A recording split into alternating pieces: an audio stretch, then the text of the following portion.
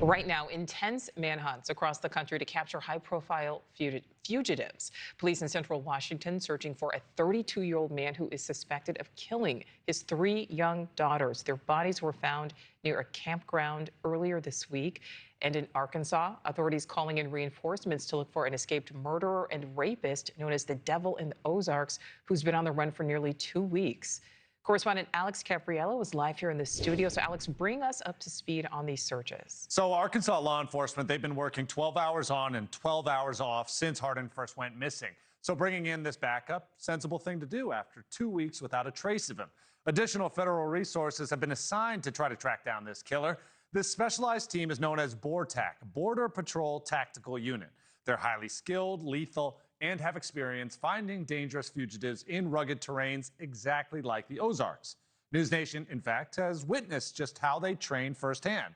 This is a video from one of our border specials. You can see BORTAC often brought in when all other resources have been depleted.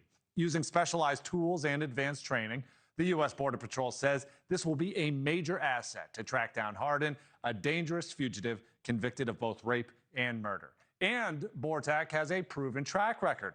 These specialists were the ones to actually arrest Danilo Cavalcante. That's the Brazilian murderer who had spent 2 weeks hiding in the woods in Pennsylvania.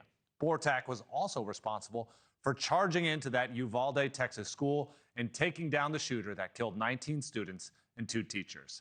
There's now, unfortunately, conflicting opinions among the law enforcement groups about where they believe Grant Hardin is. The Arkansas Department of Corrections, well, they say there's no substantial proof that he's made it out of central Arkansas. But a new criminal complaint signed by the U.S. Marshals cites 2 reported sightings of Hardin. And so the Marshals, they believe he's actually crossed state lines. So, Alex, at the same time, there's also a manhunt in Washington state. That's for the father accused of killing his 3 daughters. Where does that stand? Yeah, so when it comes to Washington, that manhunt now in its 4th day. The investigators in the Pacific Northwest believe Travis Decker is armed and dangerous. They are warning families living in those remote mountain cabins to actually lock their doors and turn on all of their outdoor lights. This new photo of Decker just released that shows off his bright and colorful tattoos.